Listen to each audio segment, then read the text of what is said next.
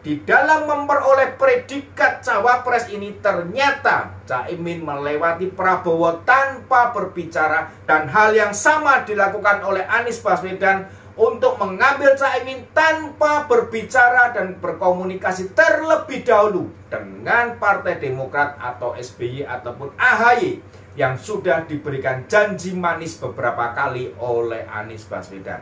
Kita lihat seperti apa kualitas koalisi ini nantinya jika menjadi presiden atau wakil presiden yang dipilih oleh rakyat.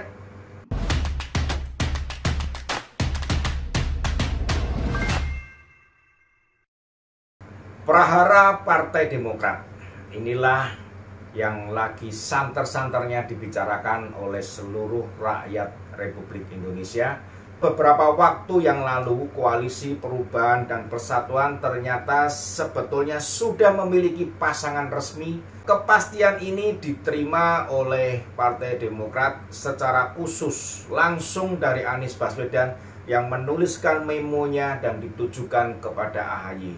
Anies meminta agar AHY bersedia menjadi cawapres di dalam kontestasi Pilpres tahun 2024. Dan ini adalah permintaan Anies yang ketiga kalinya. Yang pertama, yaitu pada waktu Partai Demokrat secara resmi masuk ke dalam koalisi perubahan ini, Anies mengatakan kepada AHY bahwa bersama-sama menjemput takdir sebagai capres dan cawapres tahun 2024. Kemudian yang kedua, dia ungkapkan pada tanggal 15 Juni 2023, di mana pada waktu itu AHY sedang terlibat mesra dengan partai lain. Mungkin Anies takut. Pada waktu itu dikatakan oleh kader Demokrat bahwa Anies sempat telepon beberapa kali dan Anies menggunakan nama sang bunda, yang menyatakan bahwa bunda beberapa kali telepon dia dan memberitahu bahwa cawapres yang cocok adalah AHY. Yang kedua, pribadi yang telepon kepada Anies adalah sang guru spiritual dari Anies, Rashid Baswedan. Sang guru mengatakan hal yang sama dengan bunda bahwa cawapres yang cocok adalah AHY. Di sini Anies ingin menggugah AHY agar percaya kepada dirinya dengan menggunakan dua faktor penting di dalam hidup Anies. Karena guru spiritual yang berbicara, maka itu berbicara kepada hal yang lainnya, bukan hanya untung rugi, tetapi itu berbicara mengenai iman kita terhadap sebuah agama. Tampaknya Anies mulai ada tanda-tanda akan menggunakan agama kembali di dalam kampanye terhadap dirinya nanti untuk memenangkan Pilpres tahun 2024. Sebuah hal yang cocok dengan julukan yang dia peroleh, yaitu Bapak Politik Identitas. Karena menggunakan politik identitas suatu agama untuk memenangkan pemilihan gubernur pada tahun 2017. Sobat-sobatku semuanya, dengan diucapkannya 3 kali ajaan untuk menjadi cawapres, tentu itu adalah sebuah kepastian yang tidak mungkin berubah lagi. Beberapa kali kesempatan di media, Anies sempat mengatakan bahwa cawapres yang diumumkan nanti akan membuat kejutan. Dan itu ternyata benar terjadi. Pada tanggal 30, Partai Demokrat benar-benar terkejut. 30 Agustus adalah hari yang keramat, 30 Agustus hari yang sangat menyedihkan, 30 Agustus hari sebuah tragedi bagi Partai Demokrat, di mana Sudirman Said mengatakan kepada Partai Demokrat bahwa Anies adalah menggandeng Caimin dari PKB untuk menjadi cawapresnya. Sehingga otomatis AHY harus keluar dari bursa cawapres. Hal ini mengingatkan kita beberapa waktu yang lalu pada saat AHY mengatakan, jika saya sebagai cawapresnya, apakah akan ada yang keluar? Dan dibalas oleh kader Partai Nasdem, jika bukan AHY cawapresnya, apakah akan keluar juga? Hari ini terjawab sudah. Di dalam pertemuan Majelis Tinggi Partai, Partai Demokrat mengumumkan 2 keputusan. Keputusan yang pertama yaitu mencabut dukungan kepada Anies Baswedan, Dan keputusan kedua menyatakan bahwa Partai Demokrat tidak lagi berada di dalam koalisi perubahan. Kita memiliki dua peristiwa besar untuk koalisi perubahan. Peristiwa yang pertama yaitu Partai Demokrat mencabut dukungannya, dan peristiwa kedua akan diadakan pengumuman atau deklarasi capres dan cawapres di Surabaya, tepatnya di Hotel Majapahit. Sobat-sobatku semuanya, apa yang menarik di sini?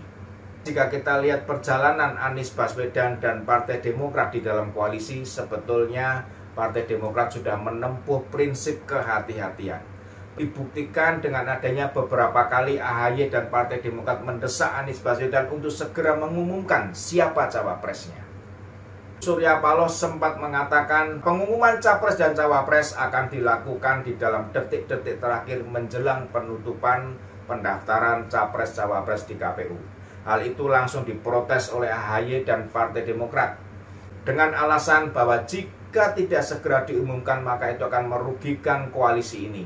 Karena suara akan semakin turun karena rakyat semakin tidak percaya. Demikianlah kira-kira apa yang menjadi pikiran dari Partai Demokrat pada waktu itu. Tetapi yang pasti pikiran dari mereka sebetulnya adalah jika diumumkan dalam waktu yang mepet, maka tidak ada kesempatan lagi buat Partai Demokrat untuk melakukan perbaikan-perbaikan atau untuk melakukan perubahan-perubahan pada dirinya, kemanakah partai ini akan dibawa.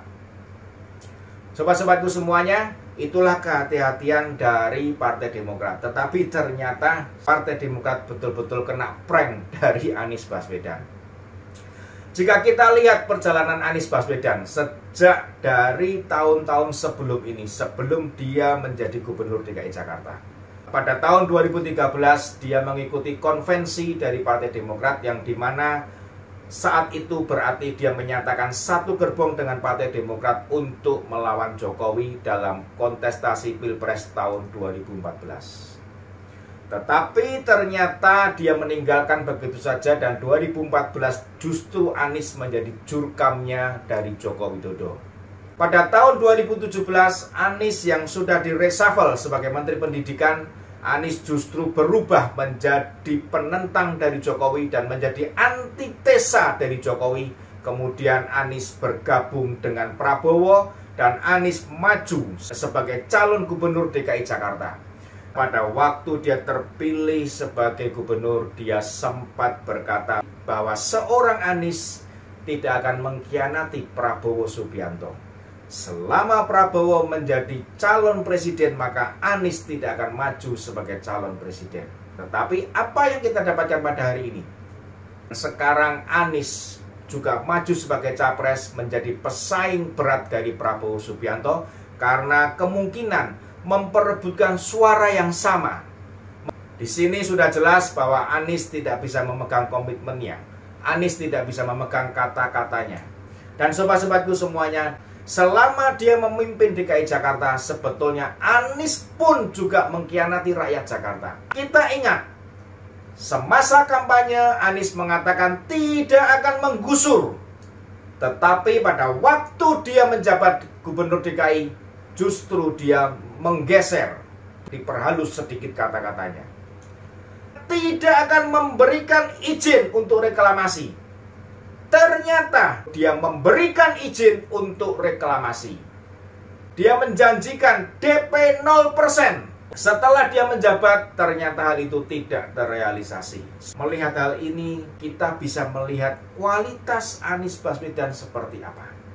Dan saat ini Anies bergabung bersama-sama dengan Muhaimin Iskandar dari Partai Kebangkitan Bangsa.